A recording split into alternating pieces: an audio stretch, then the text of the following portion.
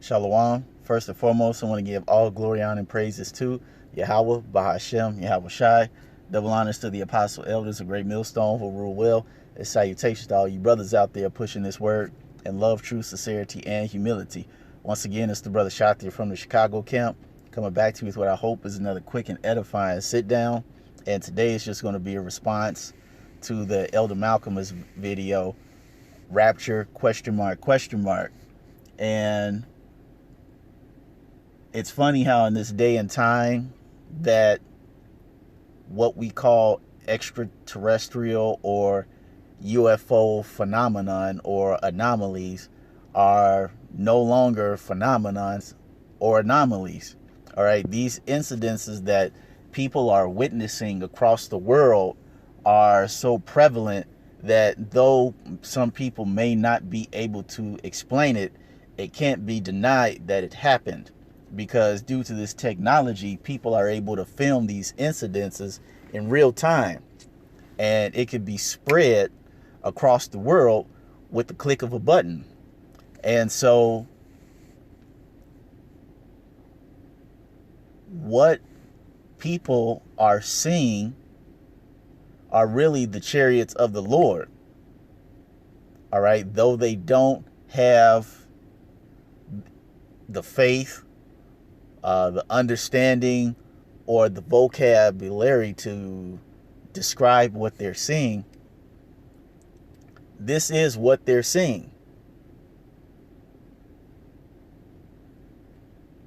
You know, you have the men of the Lord that have been out on the highways and the byways for many years preaching of this, what people call extraterrestrial phenomenon. Okay. You've had the men of the Lord preaching of these things for quite some time, and it's fallen on deaf ears as some type of joke or a hoax, because such a concept is, I guess, do I want to say too far-fetched? And see, that's the beautiful thing about it, that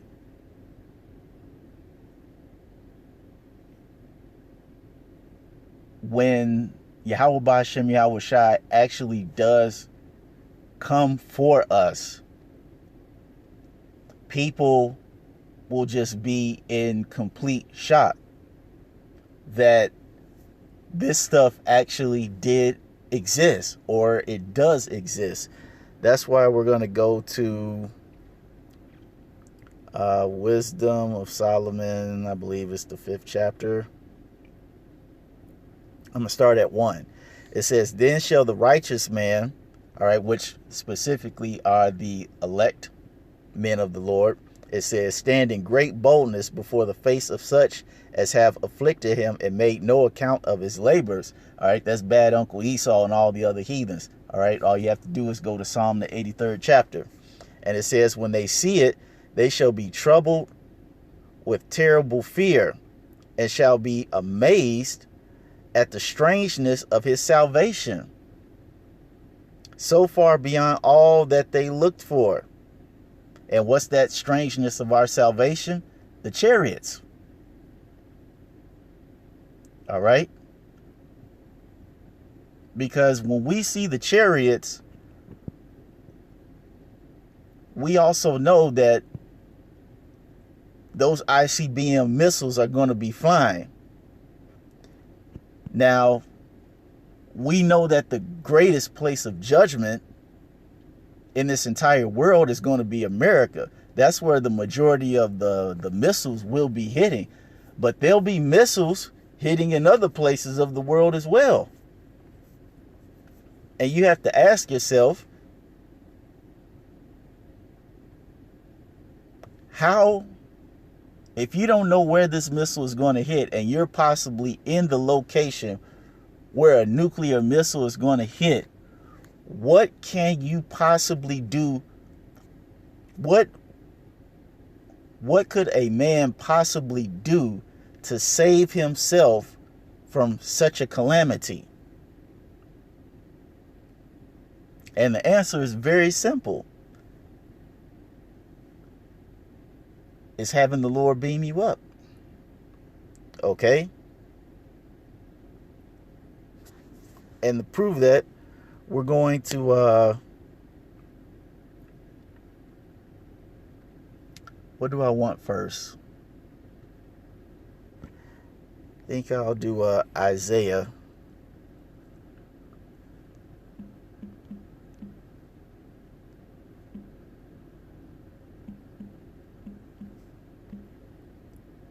I think it's in Isaiah where it says whirlwind.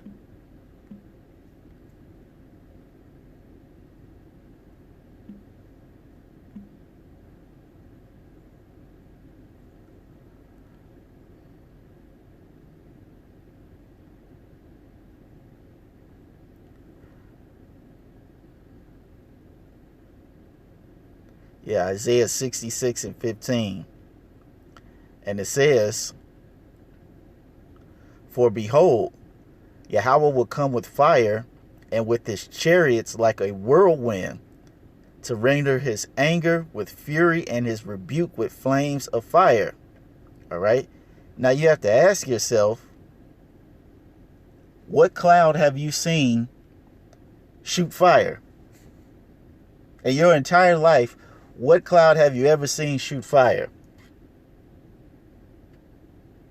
You've seen lightning, you've seen rain, you've seen wind, you've seen hail, you've even seen snow.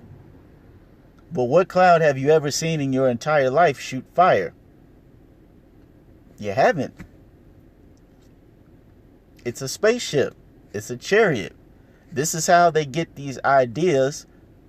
And I always say this quote: you can't work in Hollywood unless you know the Bible. All right? When you watch these movies like Independence Day and World of Worlds, these ships always come in the form of a cloud. And when they're attacking the Earth, they shoot out this huge concentrated ray of fire, a laser. All right? This phenomenon that the people are seeing are the chariots of the Lord. That's why they're working so hard to establish this new branch of the military and calling it the Star Wars program. Because bad Uncle Esau knows that the chariots of the Lord exist. He knows that. It's just many of you other people don't know this. All right?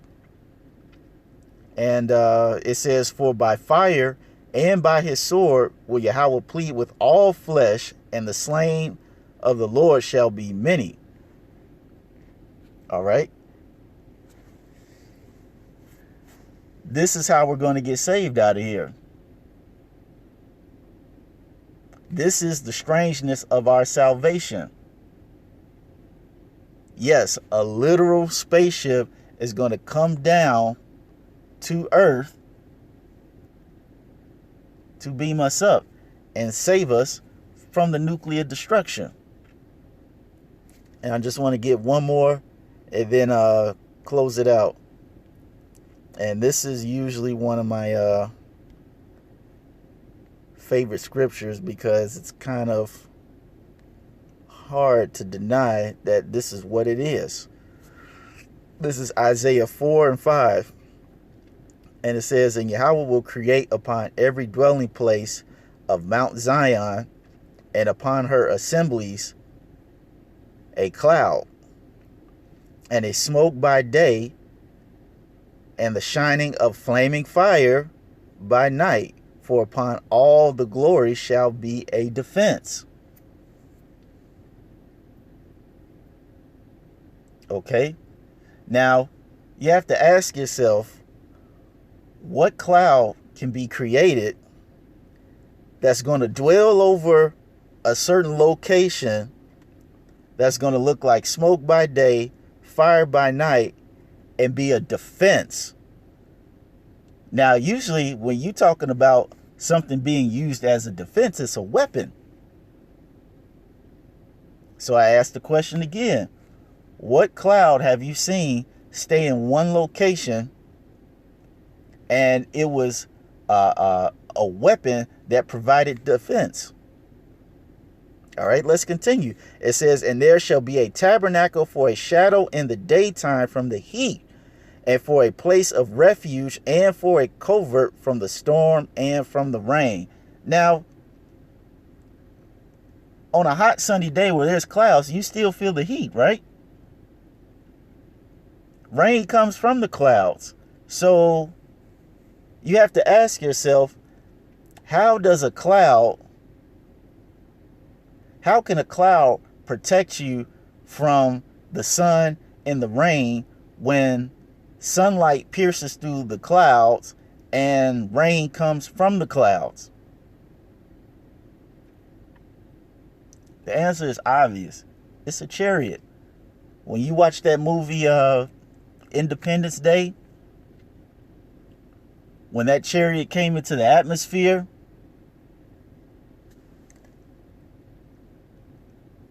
whatever length that ship was, that was the shade it provided over the entire area.